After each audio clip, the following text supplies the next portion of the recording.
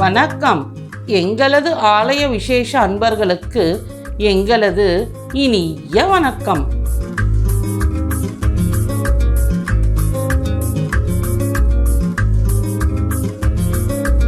இவ்வாலயத்தின் சிறப்புமிக்க காணொளியை எங்களது சன்ரைஸ் போட்டோஸ் யூடியூப் ஆலய விசேஷங்கள் சேனல் மூலமாக லைக், ஷேர் அண்ட் சப்ஸ்கிரைப் செய்து பெல் ஐகானை கிளிக் செய்யுங்கள்.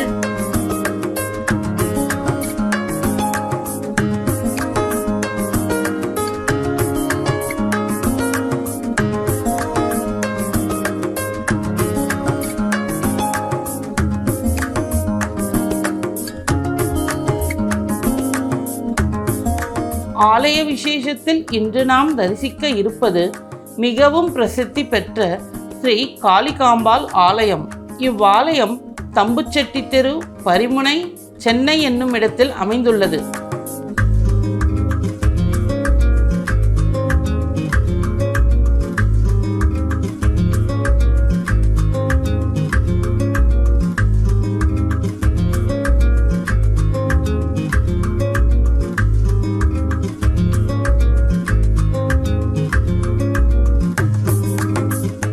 ஆறுநூறு வருடங்களுக்கு முன்பு கடற்கரை மீனவ கிராமத்தில் கிராம தேவதையாக இந்த அம்மனை கொண்டாடினர். சென்னியம்மன் என செந்தூரம் சாற்றி வழிபட்டுள்ளனர்.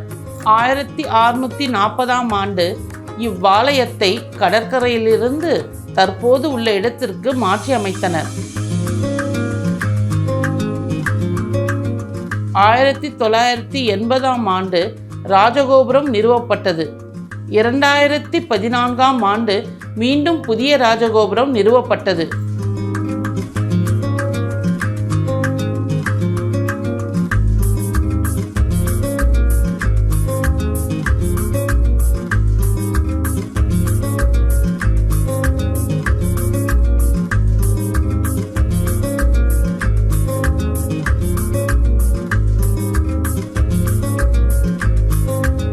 இவ்வாலயத்திற்கு 2 கோபுரங்கள் காணப்படுகின்றன.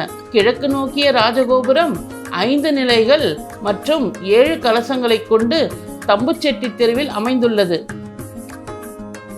மற்றும் ஒரு கோபுரம் அரண்மனைக்காரன் தெருவில் 3 நிலைகள் மற்றும் 5 கலசங்கள் கொண்டு காணப்படுகின்றது. அம்மன் இங்கு மேற்கு நோக்கி காட்சி தருகிறார். இவ்வாலயம் மிக பழமை வாய்ந்தது. மச்ச புராணம், வாமன புராணம், கூர்ம புராணம் ஆகிய புராணங்களில் இவ்வாலயத்தின் குறிப்புகள் உள்ளதாக கூறப்படுகின்றது.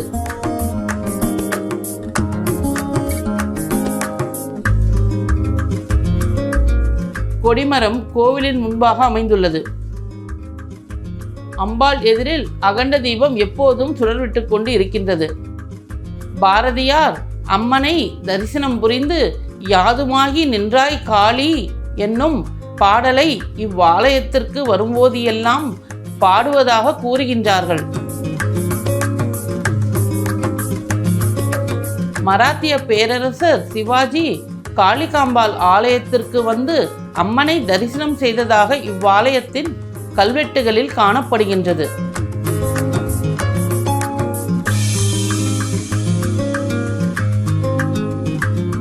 இந்த அம்மன் கோட்டையம்மன், சென்னியம்மன் என்றும் அழைப்பார்கள். மகாமேரு வெளிப்பிரகாரத்தில் விநாயகருக்கு பின்புறம் காணப்படுகின்றது.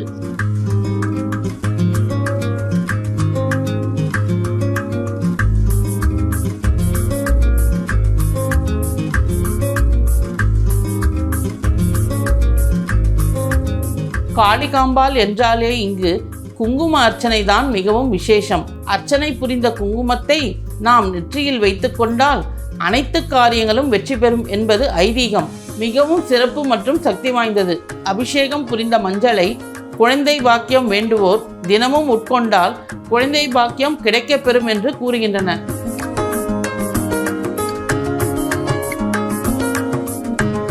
செவ்வாய்க்கிழமைகளில் ராகு காலத்தில் அம்பாளுக்கு விசேஷமான பூஜைகள் நடைபெறும்.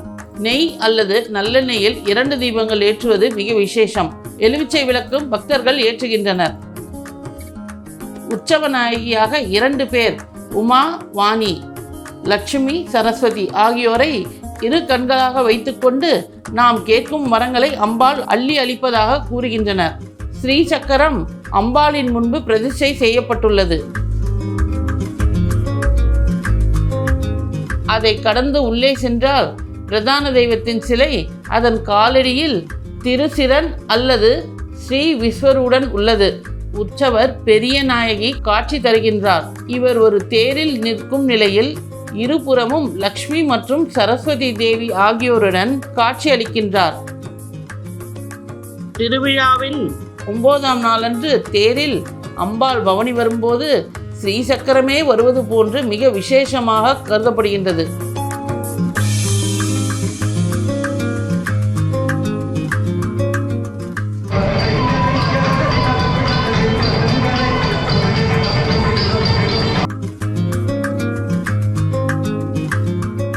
நவராத்திரியை முன்னிட்டு நடன கலை நிகழ்ச்சிகள் நடைபெற்றது.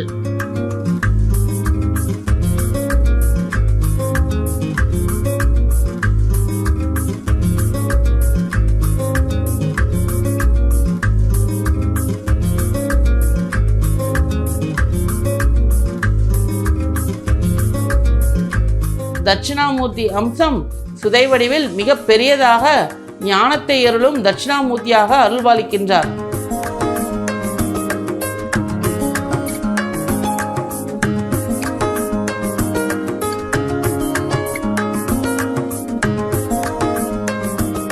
இவ்வாலயத்தில் காளி மற்றும் சிவபெருமானை ஒரே இடத்தில் தரிசிக்கலாம்.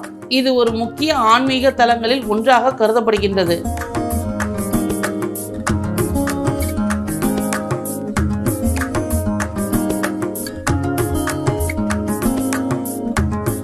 ஆலயத்தின் பரிவார தெய்வங்கள். முதலில் சித்தி கணபதி. சித்தி என்றால் நாம் என்ன நினைக்கிறோமோ அனைத்தும் நிறைவேறும் என்று கூறுகின்றனர்.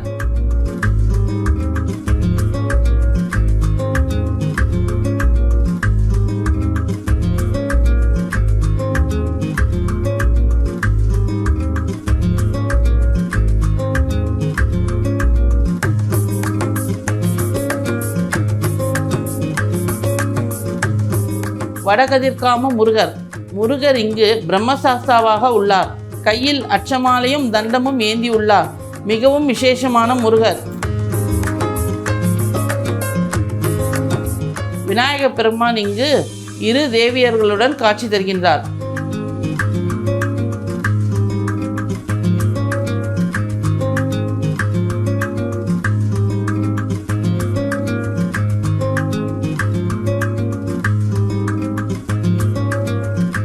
வீரபத்ரர் மகாகாளி சன்னதி. விராட் விஸ்வ பிரம்மம். வீரபத்ரர் சிவபெருமானின் அம்சம். இவர் தெற்கு நோக்கி அருள்பாலிக்கின்றார். தவறு செய்பவர்களை அன்னையின் ஆணைப்படி தண்டிப்பவர் என்று கூறுகின்றனர். பௌர்ணமி அன்று இவருக்கு வெற்றிலை மாலை சாற்றி வழிபாடு செய்கின்றனர். இந்திரன், வருணன், வியாசர், பராசரர், அகத்தியர், ஆங்கிரசர், புலஸ்தியர் ஆகியோர் வழிபட்ட மிகவும் சிறப்பு வாய்ந்த ஸ்தலம்.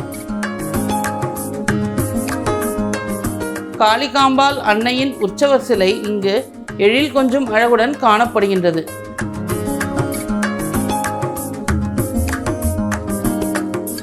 காயத்ரி தேவிக்கு தனி சன்னதி காணப்படுகின்றது.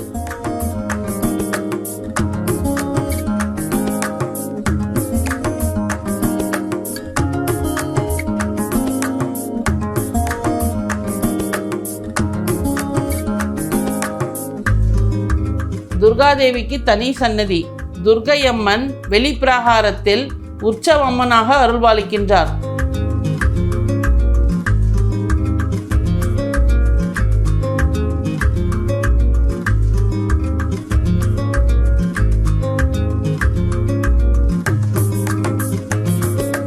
விஸ்வகர்மா கலைகளுக்கெல்லாம் இவர்தான் முதன்மையாக கருதப்படுகின்றார். ஆலயத்தில் உள்ள அனைத்து கலை வேலைப்பாடுகளை இவர் பாதுகாப்பதாக கூறுகின்றனர்.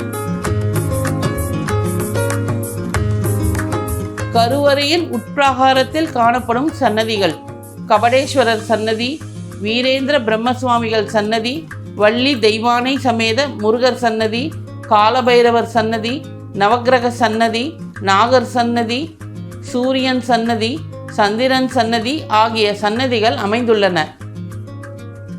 நடராஜர் சிவகாம சுந்தரி சன்னதி. வருடத்தில் நடைபெறும் 6 அபிஷேகங்கள் மிக சிறப்பான முறையில் இங்கு நடைபெறும் என்று கூறுகின்றனர்.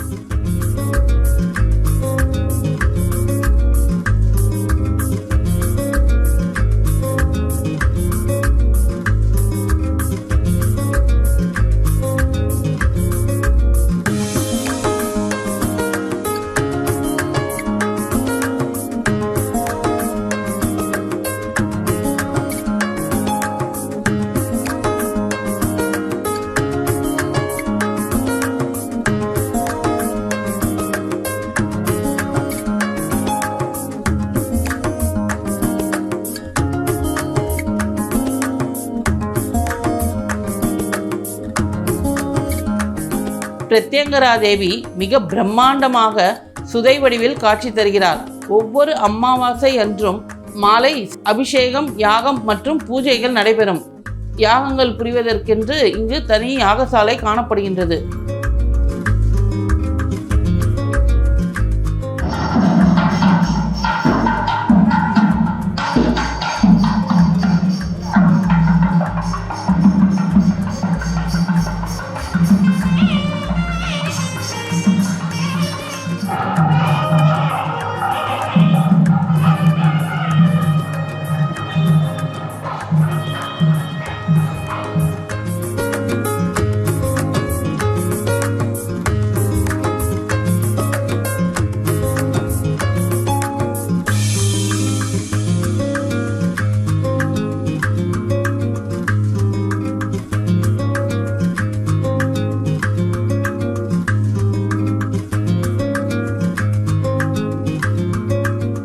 ஆலய ஸ்தல விருட்சம் மாமரம், ஸ்தல தீர்த்தம் கடல் நீர்.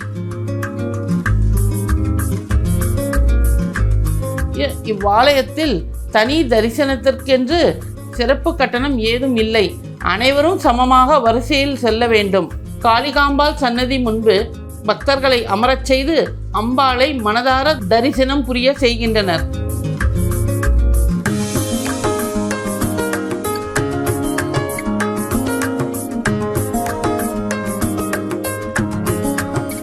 கருவறையில் அன்னை காளிகாம்பாள் சன்னதி அமைந்துள்ளது.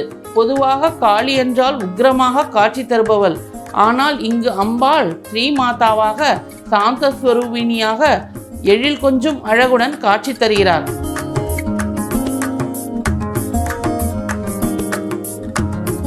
இவ்வளவு அற்புதங்களும் மகிமைகளும் நிறைந்த இவ்வாலயத்தின் சிறப்புமிக்க காணொளியை எங்களது சன்ரைஸ் போட்டோஸ் யூடியூப் சேனல் ஆலய விசேஷங்கள் மூலமாக கண்குளிர கண்டும் ஆன்மீக பயணமாக இவ்வாலயத்திற்கு சென்றும் ஸ்ரீ காளிகாம்பாள் அன்னையின் திருவருள் நல்லாசியை பெற்று வாரீர். நன்றி, வணக்கம்.